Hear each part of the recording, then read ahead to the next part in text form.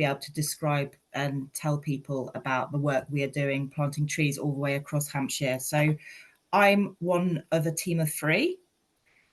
So there's Emily Roberts, who manages the team, and I've my colleague Sarah Pocock, who's also a project officer. So we are part of the Countryside Services Department of the Hampshire County Council, and we're generally based out of Queen Elizabeth Country Park or Staunton Country Park, but we also cover all of Hampshire, so you will find us travelling around quite a lot. So tonight I really wanted to give you a little background on the Hampshire Forest Partnership. I wanted to talk about, our aims and our approach to the tree planting and some of the funding we have available to our partners. And that includes, at the moment, our Shoots Along the Roots projects. We have Coronation Living Heritage funding available for community orchards and mini forests. And we also have just taken delivery of 700 disease-resistant elm trees, which are available for partners across Hampshire. And then lastly, I'm going to talk to you a little bit about our brand new tree and hedge tracker, which is aiming to track all the trees that we are planting. So a little background on the creation of the Hampshire Forest Partnership. So way back in 2018 and 2019, the Hampshire 2050 Commission of Inquiry was held. And this was helped to establish a policy framework for the next 30 years, which is called the Hampshire 2050 Vision for the Future. So this document recognised climate change as the most important driver for change facing Hampshire. So including, more extreme weather, which I think we're already seeing, the increased risk of flooding, wetter winters, which also I think we are seeing already. So also drier summers and sea level rise of up to 1 to 1.5 meters by the end of the century. And with that, natural habitat losses. So from this, in 2019, Hampshire County Council declared a climate emergency, and it set 2 targets for the whole of Hampshire. So one of which was to be carbon neutral by 2050. And the second was to prepare to be resilient to the impact of a 2-degree temperature rise. So the Hampshire Tree Strategy was born out of that in 2020 because it helped recognise the important role that trees will play in helping fulfil those pledges. And it also set a goal of planting 1 million trees by 2050. And so in 2022, Hampshire Forest Partnership was created as the delivery mechanism for this strategy for planting 1 million trees. So the aims of the Hampshire Forest Partnership are to encourage tree planting across Hampshire. We're also here to provide advice and guidance to communities within Hampshire about planting the right tree in the right place. Because we have a lot of sensitive habitats within Hampshire. So it's not just a case of, plant trees everywhere. It's not always appropriate for trees to be planted. For example, in our chalk meadowlands, it's really critical we maintain those habitats. So we also want to share positive ways of that tree planting can help the environment. But also, I think this is probably one of the biggest ones. We want to give our community what is needed to get involved in tree planting activities, because actually we can't do this on our own. Actually, we need everyone in our community to kind of help us achieve these goals and plant trees.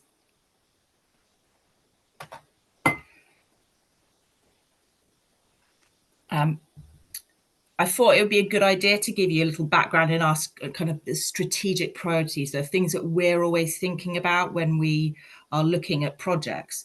So these are the 6 strategic priorities. And they are a mix of kind of people-focused as well as environment-focused priorities. So when we are looking at opportunities, we want to see how they'll benefit both people and the environment. So number one is how will it benefit the public, and how will it have an amenity value? So that kind of referring to the environmental characteristics of an area that contribute to how, you know, pleasant and nice it is to be working and living. So these are obviously quite subjective, but generally most people generally agree on what it makes to, you know, to make an area quite nice and enjoyable to live. And also well-being, you know, the people's well-being comes into that. Second one is the climate change, mitigation and resilience. So these can include nature-based solutions to flooding, things like woodland creation and generating local renewable energy. We're also looking at local nature recovery. So we want to create, enhance and restore nature, and it also needs to provide wider environmental benefits. The fourth strategic priority is landscape character, cultural and heritage development. So we think about landscape character, it's like what makes an area distinct. You know, it's those recognizable patterns in the landscape that gives an area a sense of place. So, you know, it might be the rolling hills of the downs, or it might be, you know, those coastal areas. Also, we're looking at, you know, public learning, awareness and educational opportunities. And lastly, we're looking at sustainable development of a rural economy, because we want to improve the quality of life for people living in rural areas of Hampshire, but whilst also preserving and enhancing that natural wildlife.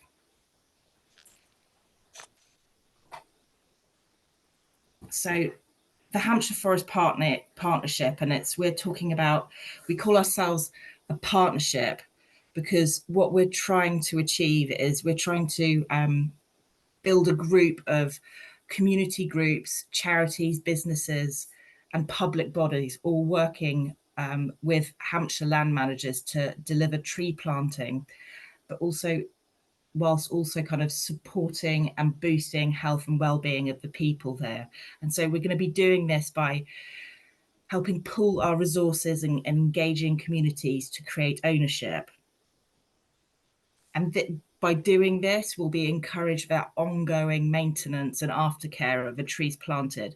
And that will mean that we have those successful and resilient tree planting projects, because it's not enough to just put, you know, plant a tree, and if you don't look after that tree, the likelihood of it not surviving and thriving is quite high. I think we've all seen those housing developments where, I know I live in Liss, and we've had a big housing development, and the developers planted a load of trees, and every single one of them died because they weren't looked after. There was no maintenance plan, they weren't properly planted.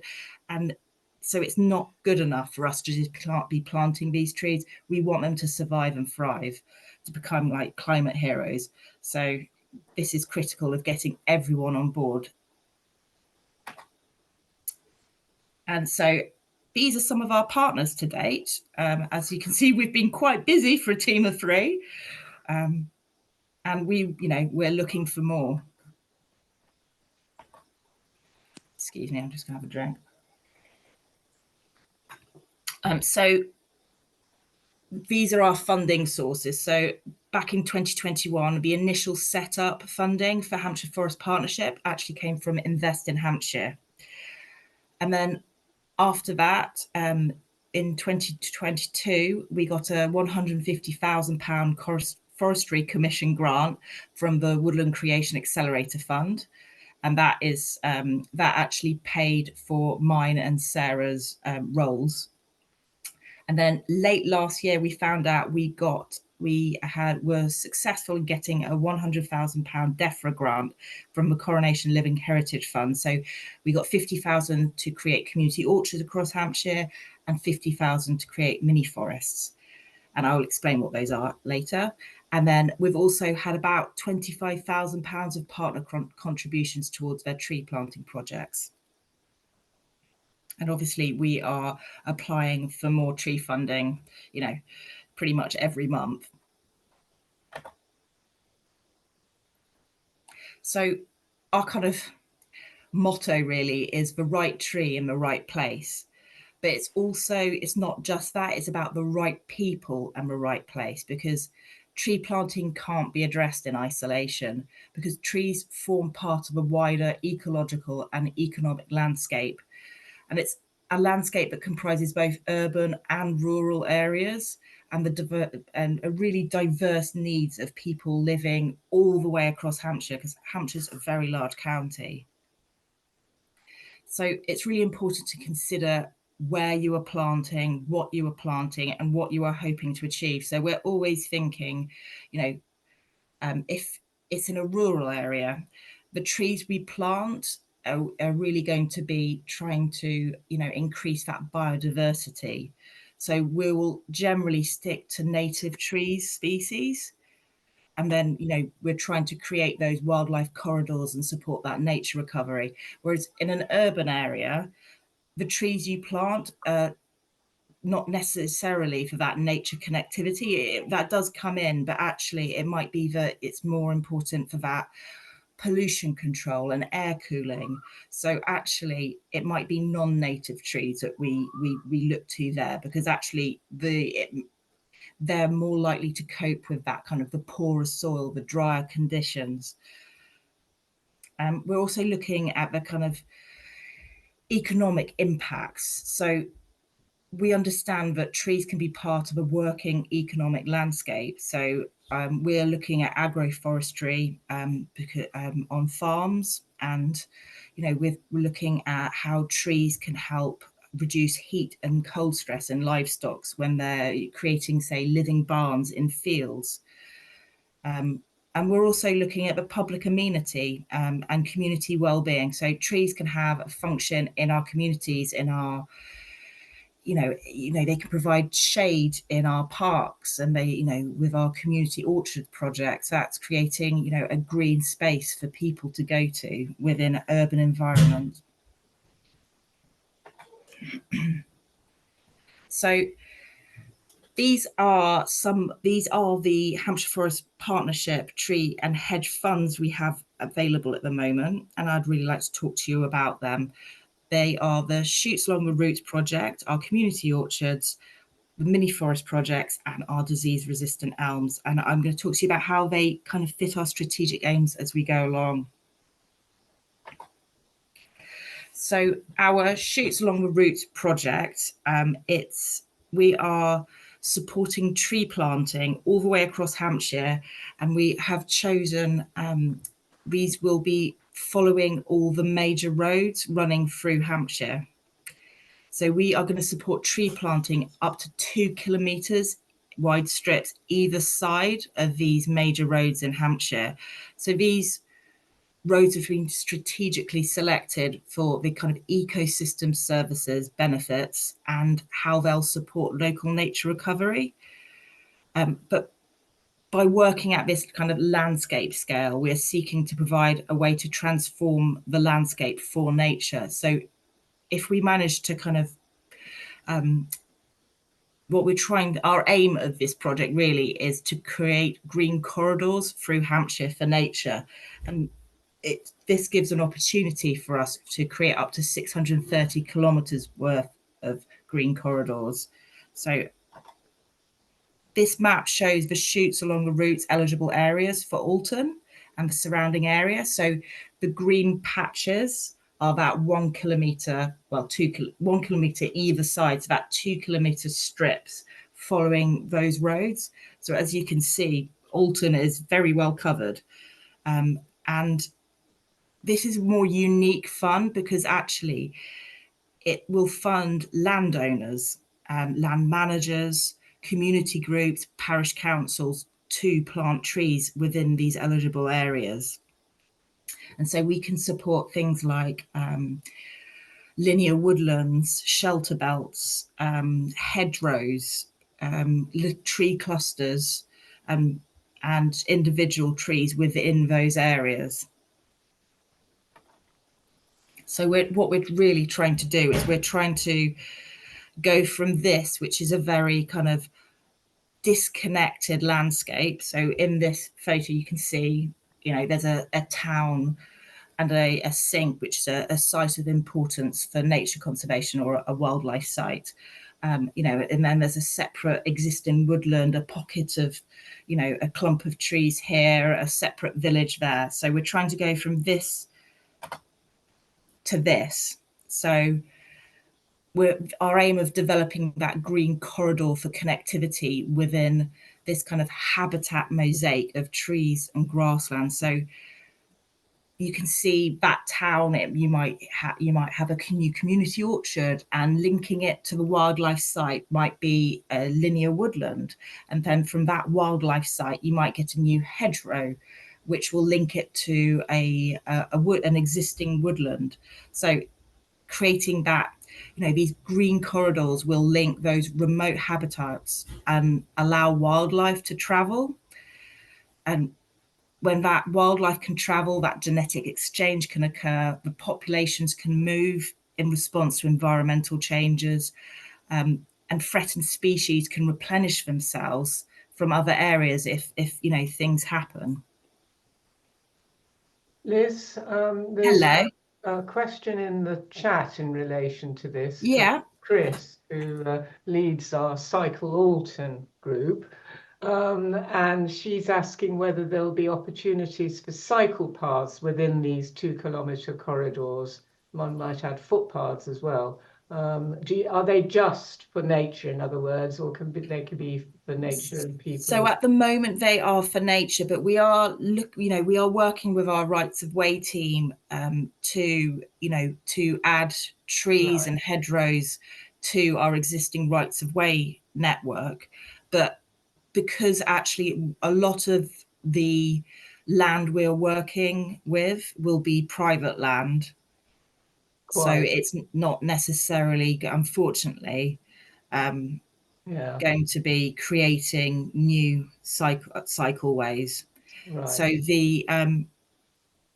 we're also, what I should make clear is this isn't the land directly on the highway. So it's not the highway verges, because that's classified as highways land, and they've got their own program of tree planting. So this is the kind of the land outside of the highways area. Right. This is stimulating all sorts of questions. Can you see the chat, Liz? I'm afraid I can't. I'm really sorry. No Do you worries. mind reading them out for me? Yeah. So the second one is picking up what you were just saying, that we need landowner permission. Yeah, in most cases. Is that right? In order to do this. Yes. Yeah. So we're trying to and often the landowners are looking at planting trees anyway. Right. So or they might be thinking about it. So they come to us and say, actually, we're looking to plant a new hedgerow. Can you help us with that?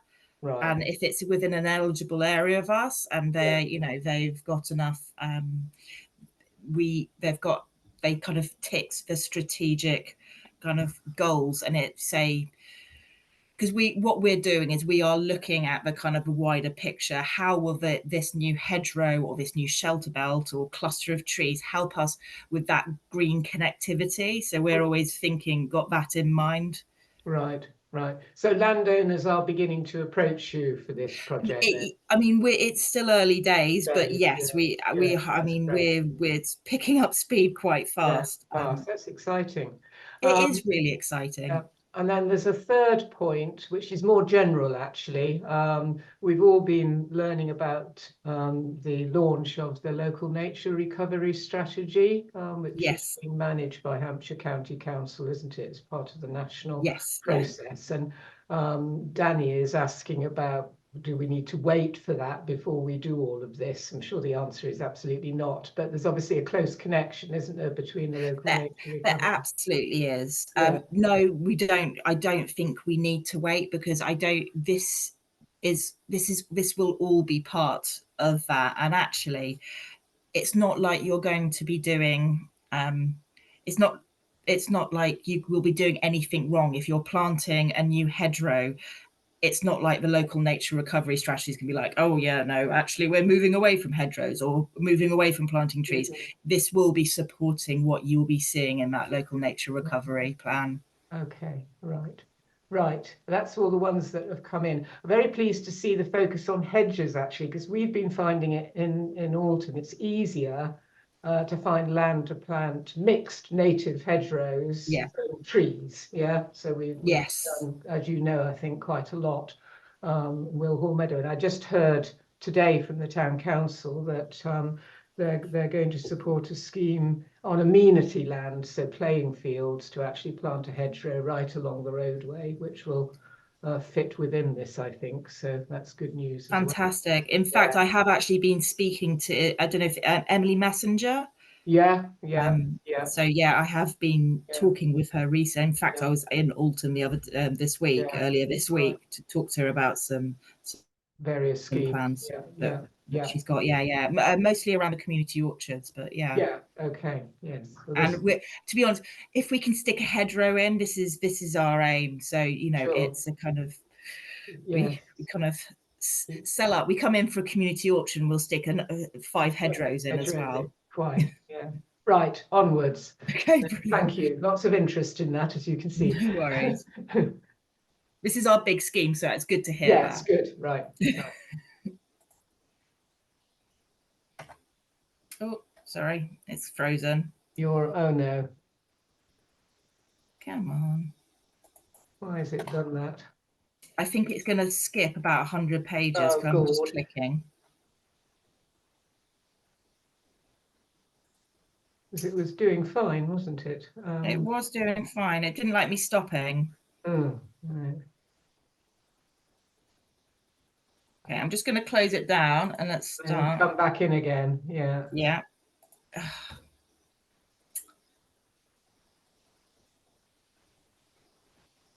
Sorry, I don't know what it's doing. My end. Shall I stop sharing 1 second? Yeah, come out. Oh, wait, here we go. Oh, there we go. Yeah. Thanks for your patience. Okay, so these are some of the ecosystem services that we're trying to create. We've been talking about those green corridors. So that's like one of the major ones for the shoots along the routes. But like I said, with our 6 strategic kind of goals that we're always thinking about, it's not just for nature, it's for people as well. So we're also looking at how we will reduce flood risk. So with trees, they that canopy interception and the evapotranspiration, the infiltration and the bioretention all can reduce flooding. Also, if you are planting these trees where on riparian areas, so where roads may run adjacent to our rivers, those trees might help provide shading and may help cool the water for all that wildlife that is in those rivers. We're looking to support our agroforestry opportunities for farmers as well, which will help increase the numbers of trees planted on farms and the number of hedgerows planted as well, which will also promote a range of ecosystem benefits. We're also hoping to kind of improve areas' visual amenity. So this is kind of improving and enhancing how an area will look. Planting trees helps to enhance the landscape character along our road routes, which can be no bad thing. The trees planted along roads will actually also help reduce noise and air pollution from those roads. I saw a study that showed that tree leaves help absorb pollution, and in areas where homes were on tree-lined roads, they had half the amount of pollution levels in those homes than homes outside of areas with trees, which I think is they have a huge impact. Trees also provide air cooling and heat reflection. So in urban areas with trees, they're up to 5 degrees cooler than other areas in the same city. And and this is often due to the transpiration and kind of the albedo effect. So the darker surface of those leaves actually help absorb some of that heat. We're hoping to reduce road runoff of pollutants into our rivers, especially within those riparian zones. Because those trees can create a buffer, and they'll intercept and filter pollutants from the roads before they enter the rivers. And I think we're seeing a lot of that in the press at the moment. So that's incredibly important. They'll help improve soil health, and trees do help improve mental health and well-being of the people around them, just because they're really beautiful. And I think everyone can agree with me that just being around trees does have a calming effect on people, and they have been shown to reduce stress and cortisol levels. So another project of ours is the community orchards. So we got, like I said previously, we managed to secure 50,000 of DEFRA funding from the King's Coronation Living Heritage Fund. And so they define an orchard as 5 or more fruit and nut trees planted in one area. And so we're really looking for community-led and managed schemes, and they need to be planted in publicly accessible areas, so places like allotments and schools, and they want them to be planted near communities, near the community that will manage them and run them. So we're also looking at country parks, visitors centres, and recreation grounds.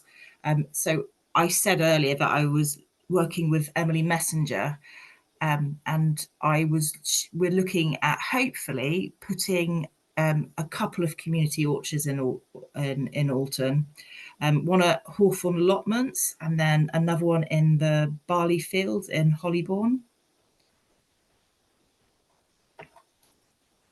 And these are the benefits of the community orchards that we're trying to create. So we're looking to improve community well-being and increase outdoor activities. So research has shown that spending time in a green space can also improve mood and boost mental health and physical well-being. And the NHS even now offers green social prescribing for kind of similar type of projects. So they're really good for the communities that they are planted in.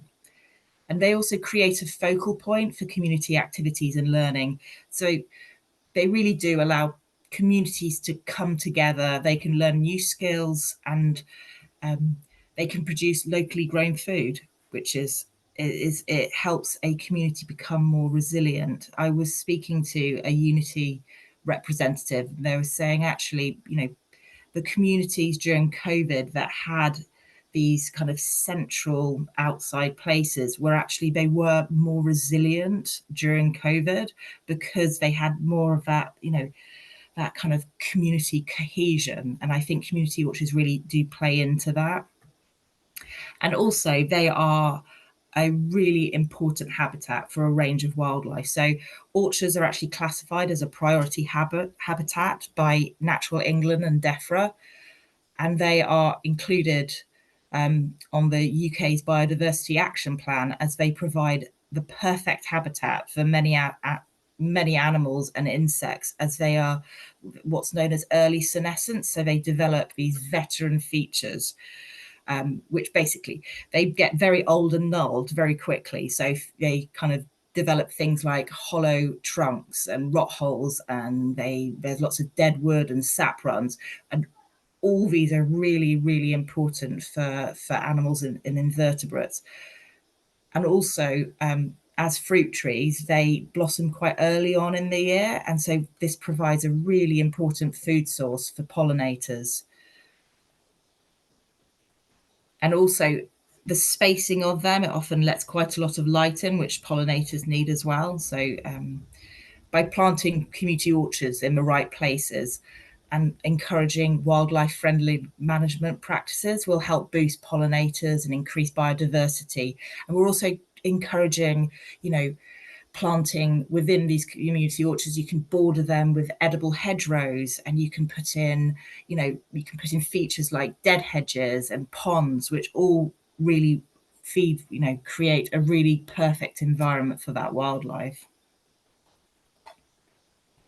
And so also we've got the Coronation Living Heritage funding for mini forests. So these are also known as Miyawaki forests, after the Japanese botanist Professor Miyawaki. So he designed these in Japan in the 1970s. So he was looking like, how do you grow trees on really depleted soils? Because he wanted to rapidly restore these native forests, but the land was really poor. So he came up with this method, which involves high density planting trees, and and enriching the soil and planting at really high density. So instead of, say, a tree every 5 meters, it's actually 5 per meter squared. And what he found was that these trees planted in high density actually work together, and they kind of compete as well as you'd see in nature. So you got that kind of natural regeneration, and they often result in a resilient and thriving forest or woodland that grow in 20 to 30 rather than 150 to 200 years. And you can do mini forests on an area of land which is as small as a tennis court. So they're really suitable for, say, inner cities and kind of urban areas where there isn't a huge amount of land and the soil is quite poor. And so we've already brought a couple of Miyawaki forests to Hampshire. We planted one at a local school, and we've also planted one at a recreation ground. And we've got this funding to bring a few, up to 10 more around Hampshire. So the perfect locations for a mini forest can include country parks or recreation grounds or schools and colleges. So you can do quite fun things with the patterns. You can create the one that we created at Trosnant School had we created almost like an outdoor classroom area within the mini forest. So you can imagine the children during a heat wave going out there and having their lessons within this mini forest. And so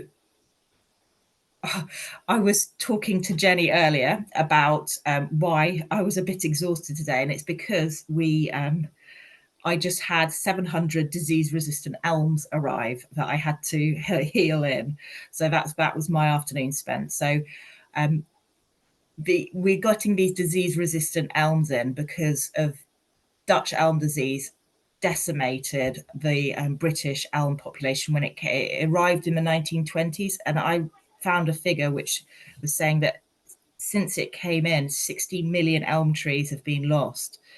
And one of the frustrating things about it is ash was actually was often planted after the diseased elms were removed as that replacement tree. And now what we're seeing is obviously those ash are now having to be removed. So I think this is a really important lesson for us, is we always encourage kind of a diversity in planting. So this is why we say that mixed native hedgerows. This is why if you're going to do a tree lined route, we encourage mixing up those trees, because if we never know what's around the corner, we never know what disease is next. And actually it's really important.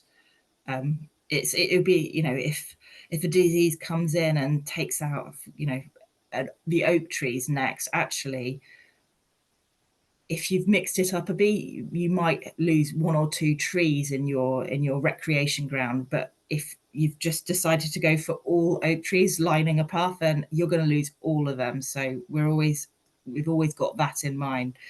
So these disease-resistant elms that we've got in, they're actually hybrid elms. They've been crossbred from British and Asiatic elm trees, and they've been shown to be 100% resistant to Dutch elm disease, which is amazing.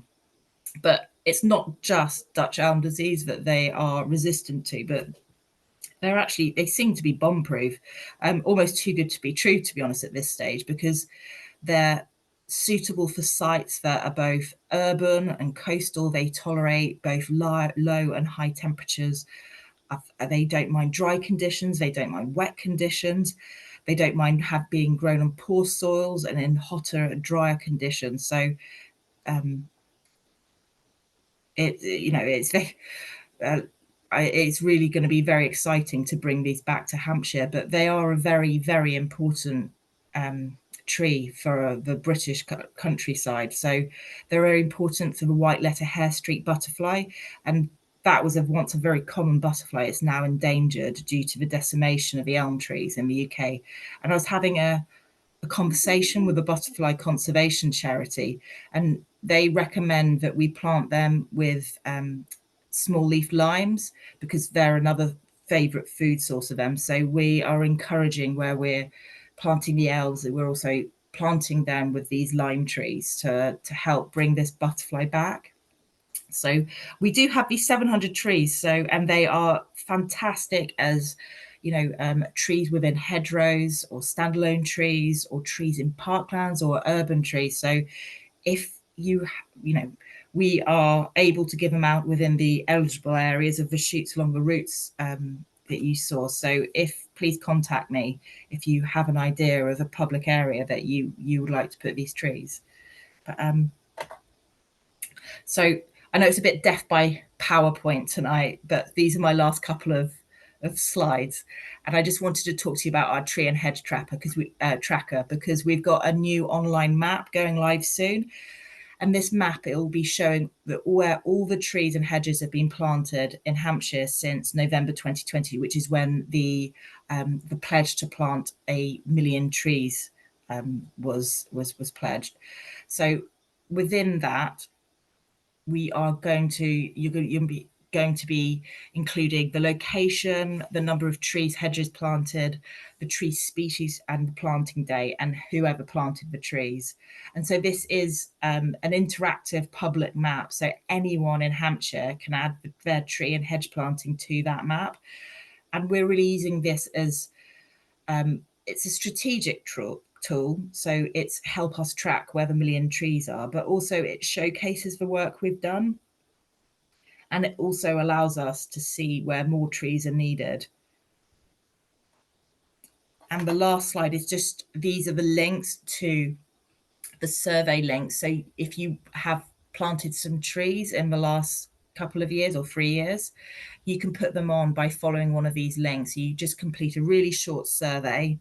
It takes about a minute or two, and you can just give kind of vague, if you can't really remember the exact date, just give a vague date and approximate number, and then your trees will be added to that map. But thank you very much.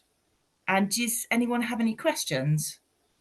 Indeed, they do. Thank you. That was absolutely brilliant, really clear, and fantastic overview. Some really Thank you. exciting schemes.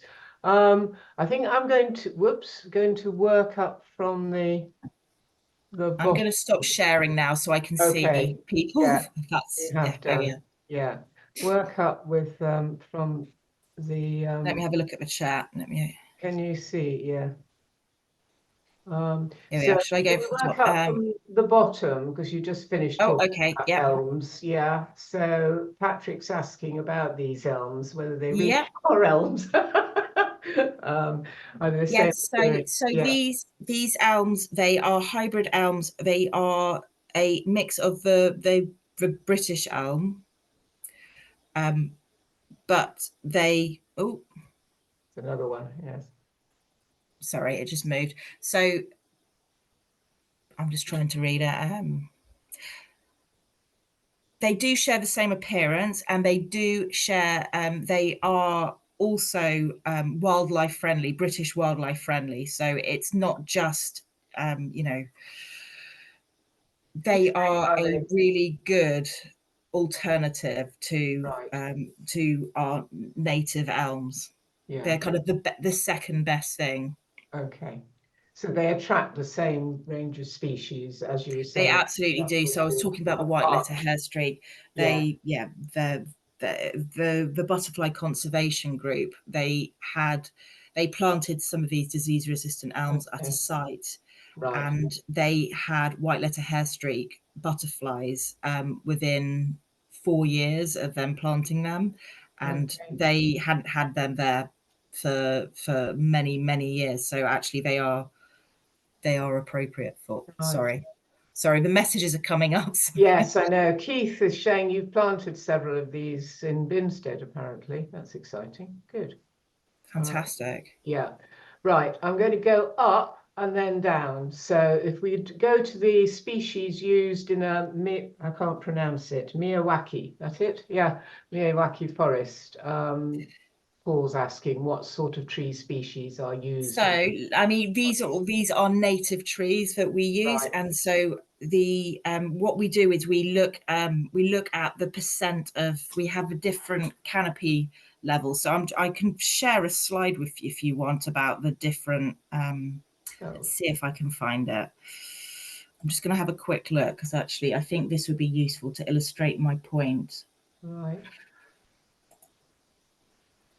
So we are planting native trees, and we will do we will have a shrub layer, a kind of we'll have a mid-story layer, and then a canopy layer of trees, and it will be about kind of 30%, 30%, and then the rest will be canopy. So Sort of yeah, permaculture techniques almost. Yeah. and they would be the trees you would expect to find within the woodlands of Hampshire. Right. Right. Okay. That's I don't think I'm going to be able to find don't the worry. slide, but So I can share it with everyone after yeah, if you're afterwards. interested. Okay, that's lovely. And then questions from earlier. Chris Chappell was saying that our town council is very focused on measuring carbon sequestration, and whether you've built a methodology into what you're doing to do that in some way. This is something that is on, we will be doing. Yeah, So it's, I think with the trees we're planted, we are we're kind of working on this. As you can yes, imagine, actually, we're pretty busy. So it's tree planting season at the moment. yes. I myself and Sarah, my colleague, we've actually only been with the Hampshire Forest Partnership for 6 months. Oh my And so, goodness. Okay. Gosh, you've achieved a phenomenal amount then. so actually what we're looking at is, yeah, we are very busy. Busy, yeah, But whilst it's tree planting season, we're trying to get those trees in the ground. And then yeah. actually, as You'll we go into draw the summer, breath that's and when we're going to yes, be looking at how much carbon are we sequestering. And yes, there will be, we'll be able to put some methodology to it. But right now, yeah, it's on our to-do list as opposed to our done list. yeah, right. It will be very interesting and valuable Yeah, to that in definitely. due course, won't it? And then Danny, you said question about 6 priorities. Yes, if I may. Sorry, I got a bandwidth problem, so I'll stay off screen if that's all right. Sure. Yes. Anyway, just congratulations, by the way, for the package that you've put together. I think is absolutely brilliant. So well Thank done. you. Yeah. So I was a little bit concerned because you talked about in the 6 priorities. You said something about local renewable energy. Now, to me, that means that you're suggesting biomass burning. Now, I've just literally this afternoon come off a meeting with an organization called Global Action Plan, which is health practitioners across all local authorities. And the emerging evidence is about wood burning, which harms your wallet, harms your health, and harms the planet. So, wood burning actually creates more harmful CO2 emissions compared to other forms of heating. And we cannot reproduce trees fast enough to offset the CO2 emitted by the burning. So I was really concerned that we've got this, can I call it old school thinking? Because I know it's the rural economy thing, isn't it? You need to have a product, you need to, work the land to make a profit, otherwise it's not worth doing. So I just wonder whether you would be perhaps recalibrating the thinking of the Tree Partnership in view of the Global Action Plan. And there's a new emerging evidence against those 3 things: wallet, health, and planet. So the Hampshire Forest Partnership, we aren't getting into creating local renewable energy. That's not Okay. part of our action. It's more that and it wouldn't be on an individual level of creating renewable energy. I think this would be a Hampshire-wide kind of effort, and it's not something I have to say I'm actually familiar with. So it's, but we wouldn't be talking about creating, planting trees to cut them down for people to be burning them in their wood burners. Great. I mean, that's good to hear. Yeah, I mean, I was a little concerned that there was a suggestion that there was a no. I think that's no, brilliant. And my final comment, just to say, I thought your comments on the nature-based solutions about mitigating runoff through pathways to drainages and rivers using trees to help, I thought those absolutely, spot on, given the problems we're having at the moment. So thanks very much. Yeah, thanks. My pleasure. Thanks, Danny. Right, and then back down to the bottom. Keith, do you want to just introduce your comment about East Hants District Council's Grow Up scheme and the links with that? I don't know. You'll be partnering with our district councils, Liz, I'm sure. Absolutely, yes. So we are already working with East Hants on various schemes. Yeah. So Keith, do you want to just elucidate what you put in the chat there? Yeah, we've had terrible trouble on the ACAN lobbying group trying to pin down. We have. Oh, really? The HDC as to what their plan was to plant a tree for every resident. We've never been quite clear as to how they're proposing to do it, where they're proposing to do it, who's actually doing it. So I just wonder if they've managed to pass all that over to you instead. I don't think they've necessarily passed it on to us, but we are obviously working as partners towards a common goal. Yeah. Well, it sounds like you've got a lot more clue as to what a tree looks like and how to plant it than they have, but that's a bit unfair. And then the Grow Up scheme, they've received £1 million from the Levelling Up Fund to do some sort of economically based scheme, which they keep trying to describe as an environmental scheme. So I was interested when you were talking about woodland agriculture there, that possibly there was a link there, because it'd be quite handy to get some of that £1 million actually doing some environmental good, rather than it just being very traditionally farming focused. Yeah, I think it's really important. I can imagine that they probably are thinking along those lines, because I think everyone's aware that we can't just keep on going as we always have. That hasn't worked for the environment, and we do have to think about how we're doing things. So I'm sure, agroforestry, and not just supporting agriculture as it always has been, will be at the forefront of their minds. But it's Emily, my manager, who does have the links with East Hants. So what I can do is I can ask her about what she knows and what their scheme is going to be based on. So yeah, from our point of view in ACAN, it would be very useful if she were able to have further dialogue with the district council. Yeah. Grow Up scheme. I support everything Keith said. We found it incredibly frustrating to pin them down. One or two other colleagues are smiling. So anything you can do to really integrate with them, because there's a lot of money, a lot of money, and frustrating not to see it being spent with the degree of clarity that you've shared with us this evening. Right. Yeah, thank you. Right, thanks, Keith. Now there's a long question about the mini forests from Patrick. Can you read that? Says, or do you want me to read it out to you? How many trees do you need to plant for every one tree that will reach maturity, i.e. planting density versus final crop density? It sounds expensive, he says. How do you protect the plants? It would seem to best lend itself to planting whips, fencing, and not plastic. Yeah.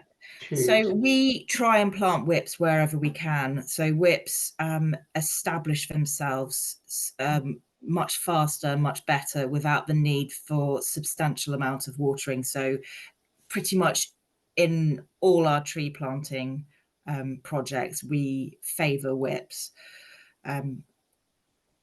They generally do need some, they either need some guards on or some fencing. We try to use, there's a balancing act between with using these plastic guards. You've got, on one hand, the alternatives are these eco guards, which cost, instead of 15 pence a guard, they cost £3. But These cardboard ish ones. Yeah, so unfortunately the cardboard ones, they don't, you want your guard to last for as long as the tree needs that protection. Right. And that can be up to 3-4 years. Right. And the cardboard, unfortunately, from what I have seen in field, okay. And talking to our partners at the Tree Council who have been doing experiments with them in Cornwall, they're not lasting that long.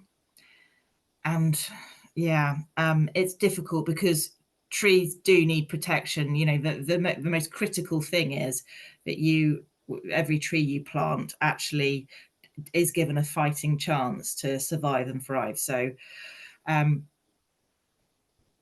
part of that question was about that. So and then you go on to say about natural regeneration. Natural regeneration is the absolute gold standard of tree planting, and we absolutely do support it. We I go back to what I was talking about, how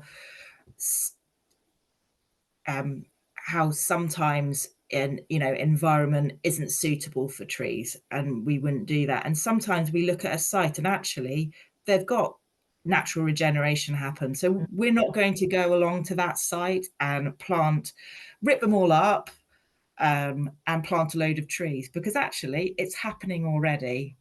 Yeah. It really is a case of the right tree in the right place. That's so important. Mini forests really are for those urban areas. We're not going to go into a rural area and plant a mini forest. They aren't needed. This is for somewhere like, this is somewhere which is in an inner city, or it's in a busy Urban town in the centre, where you've maybe got a recreation ground which has a space, and you think, actually, how do we maximize that space? And we will plant those trees. Mini forests are new to England. They've been planted in Japan, and obviously Japanese climate is very different to the British climate.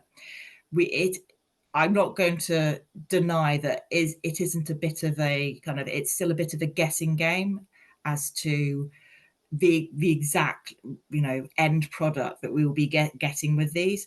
DEFRA at the moment is trialing different ways of creating mini forests throughout the country. So I think it's got 5 or 6 trial councils are investigating. So we're all kind of waiting with bated breath to see how successful these are. But in the meantime, we have got this funding. We've got this 50,000 funding from DEFRA, and we are going to we're probably going to create 10 or so mini forests with these. And if at the end of it we get 10 copses of trees, that's it's not a bad thing. But actually, if hopefully what we'll be creating is these mature mini forests with it. So yeah, it is a bit trial and error at the moment, I'm not going to lie. Yeah, okay, that sounds very useful. So I'll take one more question from Chris there, and then I think we should stop because we're beginning to lose 1 or 2 people. It's approaching 8 o'clock, unless there are any other burning questions. So Chris, you're asking about whether Liz liaises with Laura Boynes. I'm afraid I don't know a Laura Boynes. No, guess who is Laura Boynes, Chris? Hi Liz, brilliant Hello. talk, thank you. She's in the countryside services team. She's coming to see us next Monday in Alton, because we're looking at where we can improve paths, cycle paths and footpaths. And she worked with the Borden Green Loop, and she's very involved in negotiating with landowners about who puts a path up and how they maintain it, etc. So because she's in the countryside services, I thought perhaps Yeah, no, that sounds like I should actually maybe tap her up if she's speaking with our local landowners. Actually, that sounds like there's a bit of symbiosis between us. So yeah, no, great. Thanks for mentioning her. Well, if some Jenny, if you send me Liz's contact details, I will forward Laura's email. Yeah, I will do. You'll find her easily, I'm sure, Liz. Yeah. No, yeah, perfect. I'll do that in a second, Chris. Okay, brilliant. Well, as I say, I think we probably ought to stop. I am incredibly impressed by all that you guys have achieved in 6 months. It's quite phenomenal, actually, and a lot for us to take away and think about. So thank you so much. Are there any final comments or questions from anyone? Not cutting anybody off? No. Okay. In which case, can I thank you so much? Yeah. For your Thank you, Jenny. I appreciate you inviting me. because it's very, very exciting. And wish you all the best of the programme and look forward to connecting in further with you. Okay. Thank you so much, Jenny. You take care. Yeah, you too. Right. Thank you. Bye. Bye. Stop. Yes. Right. Okay, I hope this recording sort of magically appears from somewhere. I've not done it that way in the past, but that's we were assured it would work. So hopefully they send you a link, she said, didn't she? So well, no, yes, normally it just tells me as soon as I close it that it's now converting it to the right sort of format. Right, well, I'll wait and see what happens. Do you need to save the chat or not? I could save the chat. I can find it. I think it probably does it anyway, but it might be worth doing it. Chat.